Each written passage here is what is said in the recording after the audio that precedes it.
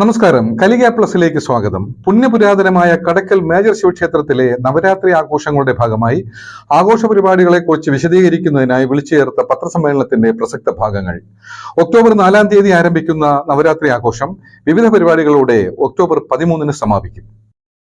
Shri Sajeev Kumar, treasurer Shri P Mohanan, രക്ഷാധികാരി Shri Raviprasad, vice president രക്ഷാധികാരി Shri Anil Azhaveedu, vice president Shri R Surendranpillai, Navaratri ആഘോഷ സമിതിയുടെ മറ്റംഗങ്ങൾ, പത്രമാധ്യമ സുഹൃത്തുക്കളെ, പ്രിയപ്പെട്ടവരെ, നമ്മുടെ കടയ്ക്കൽ മഹാശിവക്ഷേത്രത്തിലെ നവരാത്രി ആഘോഷ പരിപാടികൾ ഈ വർഷം 22ാമത് വർഷമാണ്. 21 വർഷം പൂർത്തിയായി കഴിഞ്ഞു. കോവിഡ് കാലത്തും 2 വർഷം ക്ഷേത്ര ചടങ്ങുകളും ക്ഷേത്രത്തിനകത്ത് ചെറിയ കലാപരിപാടികളുമായിട്ട് അന്നും നമുക്കിത് ആഘോഷിക്കുവാൻ കഴിഞ്ഞു. ഇപ്പോൾ 22ാമത്തെ വർഷമാണ്. കാരണം 2 വർഷം കൂടെ കഴിയുമ്പോൾ 25ാമത്തെ വർഷം രജത ജൂബിലി ആഘോഷമാണ് ഇനി 2 വർഷം കൂടി കഴിയുമ്പോൾ നടക്കുന്നത്. അപ്പോൾ മുൻ വർഷത്തെ അപേക്ഷിച്ച് കുറച്ച് വ്യത്യസ്തങ്ങളായ പരിപാടികളും അതുപോലെ തന്നെ കഥകളി തുടങ്ങിയ ക്ഷേത്ര കലകളും ഉൾപ്പെടുത്തിയാണ് ഈ വർഷം നവരാത്രി ആഘോഷ പരിപാടികൾ നടത്തുന്നത്. മുൻ വർഷങ്ങളിൽ നമ്മൾ കഥകളി ഉൾപ്പെടെയുള്ള കഥകളി, അതുപോലെ തെക്കൻ കേരളത്തിലെ കൂടിയാട്ടം തന്നെ ആദ്യമായിട്ട് നടത്തിയത് നമ്മുടെ ഈ ക്ഷേത്രത്തിലാണ്, നവരാത്രിക്കായിരുന്നു. അതുപോലെ ക്ഷേത്ര കലകൾ ഉൾപ്പെടുത്തി നടത്തുന്ന ആഘോഷ പരിപാടികളാണ് ഈ ക്ഷേത്രത്തിൽ നമ്മൾ നടത്തി വരുന്നത്. ഈ വർഷം അതിൽ നിന്നും വ്യത്യാസമൊന്നുമില്ല. ക്ഷേത്രകലകൾക്ക് പ്രാധാന്യം നൽകി സംഗീതം, അതുപോലെ മറ്റ് സാംസ്കാരിക പ്രവർത്തനങ്ങൾ എന്ന് പറയുമ്പോൾ പ്രധാനമായിട്ടും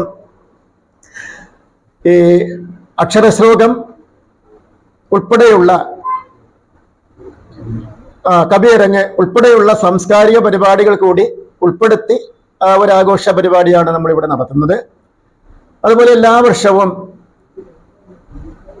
സംഗീതം, മറ്റ് കലകള്, സാമൂഹ്യ പ്രവർത്തനം തുടങ്ങിയ മേഖലകളിൽ വ്യക്തിമുദ്ര പതിപ്പിച്ച ഒരാളിനെ കണ്ടെത്തി ആ ആളിന് നവരാത്രി പുരസ്കാരം സമ്മാനിക്കുന്ന ഒരു ചടങ്ങ് നമ്മളിവിടെ നടത്തി വരുന്നുണ്ട്. ഈ വർഷം നവരാത്രി പുരസ്കാരത്തിന് തിരഞ്ഞെടുത്തിരിക്കുന്നത് വളരെ പ്രസിദ്ധ നാടക സീരിയൽ നടനും കടയ്ക്കൽ സ്വദേശിയുമായ ശ്രീ കടയ്ക്കൽ സുനിലിനെയാണ്. അപ്പോൾ അദ്ദേഹത്തിന് നവരാത്രി പുരസ്കാരം നൽകുന്നു. അപ്പൊ ഇങ്ങനെയുള്ള സാംസ്കാരിക പ്രവർത്തനങ്ങൾ കൂടി ഈ നവരാത്രി ആഘോഷവുമായിട്ട് ബന്ധപ്പെട്ട് നടത്തുന്നുണ്ട്. അതുപോലെ തന്നെ നമ്മുടെ ഈ പ്രദേശത്ത് ധാരാളം ആളുകളുണ്ട്, കുട്ടികളുണ്ട്. സംഗീതവും നൃത്തവും ഒക്കെ പഠിക്കുന്ന ധാരാളം കുട്ടികളുണ്ട്. അതുപോലെ നിരവധി നൃത്ത സംഗീത വിദ്യാലയങ്ങളുമുണ്ട്. അപ്പൊ ഈ സ്ഥാപനങ്ങളിലൊക്കെ പഠിക്കുന്ന കുട്ടികൾക്ക് മുൻകാലങ്ങളിൽ ഇത് വേണ്ട രീതിയിൽ അവർക്കൊരു അരങ്ങേറ്റ പരിപാടി നടത്തുന്നതിന് കഴിഞ്ഞിരുന്നില്ല. സ്വന്തമായിട്ട് പൈസ ചെലവാക്കി പ്രത്യേക സ്ഥലം കണ്ടെത്തി അവിടെ വെച്ച് അരങ്ങേറ്റ പരിപാടി നടത്തുന്ന ഒരു രീതിയായിരുന്നു അവർക്ക് പണ്ടുണ്ടായിരുന്നു. പക്ഷെ ഇപ്പോൾ അങ്ങനെയല്ല. ഇപ്പൊ നമ്മുടെ പ്രദേശത്തെ നൂറുകണക്കിന് കുട്ടികൾ സംഗീതവും അതുപോലെ നൃത്തവും ഉപകരണ സംഗീതവും ഒക്കെ പഠിക്കുന്നവരുണ്ട്.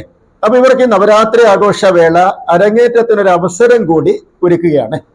അതുകൊണ്ട് 100-ന് പുറത്ത് കുട്ടികൾ സംഗീതവും നൃത്തവും പഠിക്കുന്ന 100-ന് പുറത്ത് കുട്ടികള് ഇവിടെ നമ്മുടെ ഈ ക്ഷേത്ര തിരുമുറ്റത്തുള്ള നവരാത്രി മണ്ഡപത്തിൽ അവർ പഠിച്ച കലകളുടെ അരങ്ങേറ്റം കൂടി നടത്തുന്നുണ്ട്. അതുപോലെ തന്നെ വിദ്യാരംഭം. മുൻകാലങ്ങളിൽ നമ്മളിത് ഈ നവരാത്രി ഉത്സവം തുടങ്ങുന്നതിന് മുൻപ് 22 വർഷങ്ങൾക്ക് മുൻപ് ഒരു 10-20 കുട്ടികളെ കൊണ്ടുവന്ന് എഴുതിച്ചിരുന്ന സ്ഥാനത്ത് നവരാത്രി ഉത്സവം തുടങ്ങിയതിന് ശേഷം 500ഓളം കുട്ടികൾ, 500-ന് പുറത്ത് വന്ന സമയം ഉണ്ടായിട്ടുണ്ട്. 500ഓളം കുട്ടികൾ, ഏറ്റവും കുറഞ്ഞത് കുട്ടികൾക്ക് വിദ്യാരംഭം ഈ ക്ഷേത്ര തിരുമുറ്റത്തെ വെച്ച് ഈ ക്ഷേത്ര സന്നിധിയിൽ വെച്ച് നടത്താറുണ്ട്. അത് നമ്മൾ പുറത്തുനിന്ന് ആരെയും വിളിച്ചല്ല അവരെ എഴുത്തിനിരുത്തുന്നത്. അവർക്ക് വിദ്യാരംഭം കുറിക്കുന്ന ക്ഷേത്രത്തിലെ മേൽശാന്തി തന്നെയാണ്. കാരണം ഒരു പവിത്രത, അതിനൊരു പരിശുദ്ധിയും ഒരു ഈശ്വര ചൈതന്യമൊക്കെ ഉണ്ടാകുന്നതിന് വേണ്ടി ക്ഷേത്ര മേൽശാന്തിയെ കൊണ്ടാണ് കുട്ടികൾക്ക്, എത്ര കുട്ടികൾ വന്നാലും അവരെല്ലാം എഴുതിപ്പിക്കുന്ന ക്ഷേത്ര മേൽശാന്തിയാണ്. അപ്പൊ ഇങ്ങനെ നമ്മുടെ സമൂഹത്തില്, നമ്മുടെ നാട്ടിന് ഗുണകരങ്ങളായിട്ടുള്ള ഒരുപാട് പരിപാടികൾ ഉൾപ്പെടുത്തിയാണ് ഞങ്ങൾ ഈ നവരാത്രി ഉത്സവം എല്ലാ വർഷവും നടത്തി വരുന്നത്.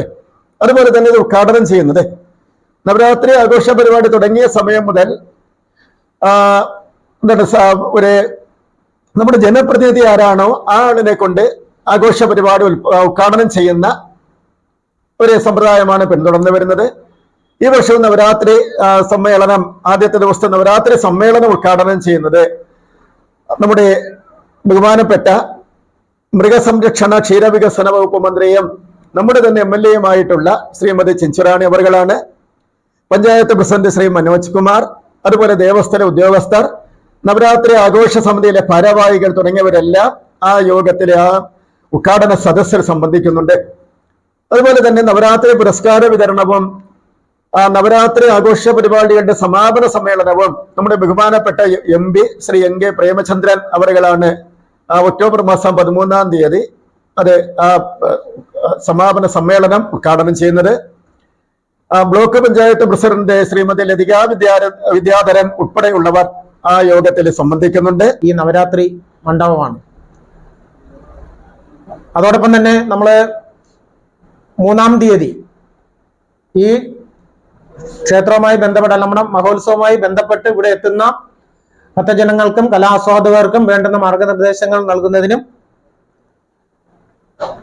അവർക്ക് ആവശ്യമായ വിവരങ്ങൾ നൽകുന്നതിനുമായിട്ട് ഒരു ഇൻഫർമേഷൻ സെന്റർ നമ്മുടെ ക്ഷേത്രത്തിന്റെ മതിലിന് വെളിയിലായിട്ട് ഒരു ഇൻഫർമേഷൻ സെന്ററിന്റെ പ്രവർത്തനം ആരംഭിക്കുന്നുണ്ട്.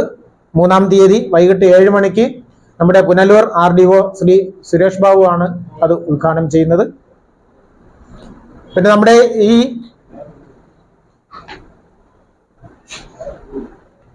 നൃത്തോത്സവം, സംഗീത പരിപാടികൾ, ക്ഷേത്രകലകൾ, ഉപകരണ സംഗീതം, ഭക്തിഗാനമേള, കഥകളി, ഇങ്ങനെ തുടങ്ങി വ്യത്യസ്തങ്ങളും വൈവിധ്യങ്ങളുമായിട്ടുള്ള ക്ലാസിക് കലകളും ക്ഷേത്രകലകളുമാണ് നമ്മൾ ഈ നവരാത്രി ആഘോഷ പരിപാടികളുമായി സംഘടിപ്പിച്ചിരിക്കുന്നത്.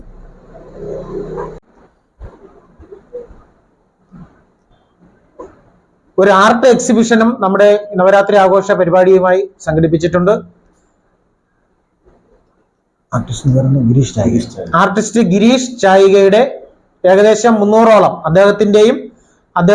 അദ്ദേഹം വിദ്യ അഭ്യസിച്ച, കല അഭ്യസിച്ച വിദ്യാർത്ഥികളുടെയും പിന്നെ വരച്ച ഏകദേശം 300ഓളം പെയിന്റിങ്ങുകളുടെ ഒരു പ്രദർശനവും നമ്മുടെ ക്ഷേത്രത്തിന് സമീപത്തായിട്ടുള്ള ദേവസ്വം ബോർഡ് സ്കൂൾ ഹാളിൽ സംഘടിപ്പിച്ചിട്ടുണ്ട്. അപ്പോൾ ഇത്തരത്തിലുള്ള പരിപാടികളാണ് നമ്മൾ ഈ 10 ദിവസമായി നടത്തുന്നത്. പിന്നെ നേരത്തെ സൂചിപ്പിച്ചതുപോലെ അവസാന ദിവസം വിജയദശമി ദിവസം നടത്തുന്ന അന്നദാനം നമ്മുടെ ക്ഷേത്രത്തിന്റെ പടിഞ്ഞാറേ നടയിലുള്ള പാവല്ല ഓഡിറ്റോറിയത്തിൽ വെച്ചാണ് ഈ മഹത്തായ അന്നദാന പരിപാടി നടക്കുന്നത്. അതോടൊപ്പം തന്നെ വിജയദശമി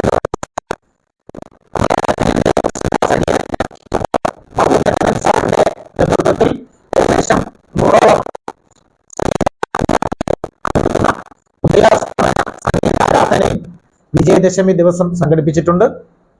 100-ലധികം സംഗീത വിദ്യാർത്ഥികൾ, അദ്ദേഹത്തിന്റെ തന്നെ സംഗീത വിദ്യാർത്ഥികളും അവരുടെ കുടുംബാംഗങ്ങളും ഉൾപ്പെടുന്ന രാവിലെ 6 മണി മുതൽ വൈകുന്നേരം 6 മണി വരെ നീണ്ടു നിൽക്കുന്ന ഉദയാസ്തമന സംഗീത ആരാധനയാണ് വിജയദശമി ദിവസം നവരാത്രി മണ്ഡപത്തിൽ നടത്തുന്നത്.